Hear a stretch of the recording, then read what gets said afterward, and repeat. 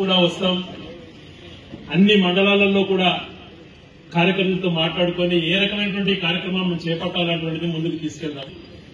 అధికారం పోయింది అనేటువంటి యావ లేకుండా, మా పనులు జరగలేదు అనేటువంటిది లేకుండా, మేముంటాం తోడు, అధికారం ఉన్నా లేకపోయినా జగన్మోహన్ రెడ్డి గారు ఓటమిని సమస్యగా అందరం తీసుకొని తిరిగి జగన్మోహన్ రెడ్డి గారిని ముఖ్యమంత్రి చేస్తాం అనేటువంటి లక్ష్యంతో పనిచేస్తున్నటువంటి కార్యకర్తలకు, నాయకులకు, యువకులకు అందరికీ కూడా హృదయపూర్వకమైనటువంటి కృతజ్ఞతలు తెలియజేస్తున్నాను.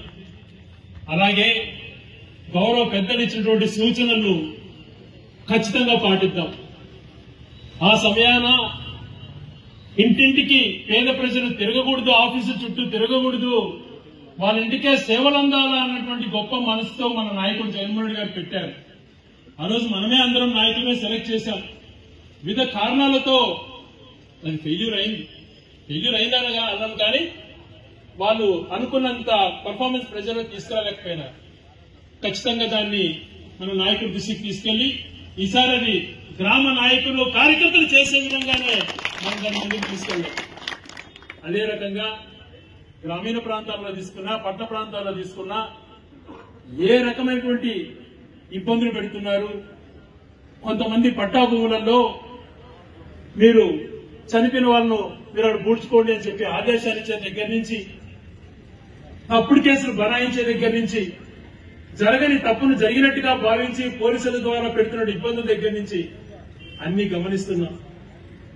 డైలాగులు చెప్పడం రాకపోవచ్చు, కానీ మనసులో బాధ అయితే చాలా ఉంది. మరి మా సొంత రాజ్యాంగం అమలు చేస్తామని చెప్పలేము, ఎందుకంటే మాకు అంబేద్కర్ గారు అంటే గౌరవం. ఈ రోజు కార్యకర్తల్ని ఇబ్బంది పెట్టిన వాళ్ళు, ఈ రోజు గ్రామాలలో గాని ఎక్కడ గాని ఎవరైతే ఇబ్బందులు పడుతున్నారో వాళ్ళ యొక్క ముఖంలో సంతోషం చూసేందుకు పనిచేస్తామని మీకు అందరికీ కూడా పేదవాళ్ళు గుర్తించాడు. ఒక దళిత మాదిగ సామాజిక వర్గానికి సంబంధించినటువంటి రెడ్డన్న పార్టీకి ఎప్పటి నుంచో ఉన్నాడని చెప్పి ఆయన కూతురికి శ్రీశైలం బోర్డు డైరెక్టర్ ఇవ్వడం జగన్మోహన్ రెడ్డి గారి గొప్పతనం. మత్స్యకారులకు సంబంధించి ఒక వ్యక్తికి డైరెక్టర్ గా, స్టేట్ డైరెక్టర్ పదవిని ఇచ్చినటువంటి వ్యక్తి జగన్మోహన్ రెడ్డి గారు. ఈడిగ సంబంధించి రమణ అని చిన్నమండ వ్యక్తికి స్టేట్ లో డైరెక్టర్ ఇచ్చి ప్రతి నెల 12,500 గౌరవేతనం పొందేటువంటి చేసినటువంటి వ్యక్తి జగన్మోహన్ రెడ్డి గారు. చెప్పుకుంటూ పోతే ఏకినానికి సంబంధించినటువంటి డైరెక్టర్ కానీ, వడ్డీలకు సంబంధించిన వ్యక్తులకు ఇద్దరు డైరెక్టర్లు. ఇటువంటి కార్యకర్తలు ఐడెంటిఫై చేయలేక కాదు కదా, ఇవన్నీ చేస్తేనే కార్యకర్తలకు వచ్చేది. సర్పంచులు, ఎంపీటీసీ ఇలాంటివన్నీ కూడా మనం ఎన్నో రకాల 15 సంవత్సరాలు ఏకపక్షంగా జరిగినటువంటి స్థానిక సంస్థలన్నీ కూడా మన వాళ్ళని గెలిపించినటువంటి బాధ్యత జగన్మోహన్ రెడ్డి గారికి మనందరికీ కృషే కదా. ఇవన్నీ కూడా కొనసాగించుకుందాం. అది మీ అండతోనే సాధ్యపడుతుంది, మీ యొక్క మంచి మనసు, మీ యొక్క పట్టుదలతోనే సాధ్యపడుతుంది. కాబట్టి మీరందరూ కూడా, ఎవరు కూడా నుంచి మీకు ధైర్యం చెప్పాల్సిన పనిలా. ఈరోజు ఈ మధ్యన మీరే నాకు ధైర్యం చెప్పి కృషి చేస్తున్నారు. మీ మేలు ఎప్పుడు మర్చిపోలేను. అన్నా రండి అని చెప్పి ఫోన్ కొడితే ఏ పల్లెకు పోయినా నాకే అర్థం కావడం, ఎందుకు ఇంత అభిమానంగా వస్తున్నారు, ఎక్కడెక్కడి నుంచో వస్తున్నారు అటువంటిది. నిజంగా మీలో ఈ పట్టుదల రావడం చాలా సంతోషాన్ని ఇచ్చింది. ఇది కొనసాగించుకుందాం. ఏ రకంగా బాబు పరిపాలన ఉన్నటువంటిది క్లియర్ గా రమేష్ అన్న మాటలోనే మాకు అర్థమైంది. ఎట్లా మోసం చేస్తున్నాడు అన్ని విషయాలు కూడా ఆయన చెప్పాడు. ఒక్క రకంగా కాదు, అనేక రకాలుగా తప్పుడు కేసులు బనాయించే దగ్గర నుంచి తను చేసినటువంటి మోసం. ఈరోజు ఏదన్నా అంటే ఆయన అంటాడు, ముందే చెప్పాడు ఒక ఇంటర్వ్యూలో, నేను ఎన్నికల హామీలు అమలు చేయకపోతే నా షర్టు పట్టుకోండి. ఇప్పుడేమంటున్నాడు, అన్ని ఇచ్చేసాం, ఎవరైనా మాట్లాడితే నాలుగు కోస్తాను అనలేక మందమా అంటున్నాడు. ఇది ఆయన యొక్క డబుల్ స్టాండర్డ్స్. వ్యవస్థను మేనేజ్ చేసేటువంటి ఒక సంవత్సరంలోనే 1,50,000 కోట్లు పైగా అప్పు చేశాడు జగన్మోహన్ రెడ్డి గారు. 3,60,000 కోట్లు 5 ఏళ్లలో చేస్తే అందులో 45% ఒక్క సంవత్సరంలో అప్రూపాలు చేశాడు. అప్పుడేమన్నాడు, జగన్ రాష్ట్రాన్ని అమ్మేస్తున్నాడు, అప్రూపాలు చేస్తున్నాడు అంటాడు. ఇప్పుడు చేపదులు తీసుకుంటున్నాడు అంటాడు. ఏదైనా డబుల్ స్టాండర్డ్స్. ఒక తప్పుడు ఎఫ్ఐఆర్ పెడుతున్నారని జడ్జి బెయిలిస్తే ఆయన కూడా తప్పులు పెట్టే పరిస్థితి. న్యాయ వ్యవస్థను గౌరవించరు, ఏ వ్యవస్థను గౌరవించరు. చులకన చేయడం, ఎవరైతే తెలుగుదేశానికి ఆపోజిట్ ఉన్నారని తెలిస్తే అతని క్యారెక్టర్ అసాసినేట్ చేసే విధంగా ప్రవర్తించడం, వ్యవహరించడం, ఇది వాళ్ళ నైజం. దీన్ని బలంగా ఎదుర్కొందాం. మనకి ఈరోజు సోషల్ మీడియాకి సంబంధించి, యువతకు సంబంధించి అన్ని విభాగాలు, మహిళలు కానీ అన్ని విభాగాలకు సంబంధించి కమిటీలు ఏర్పడ్డాయి.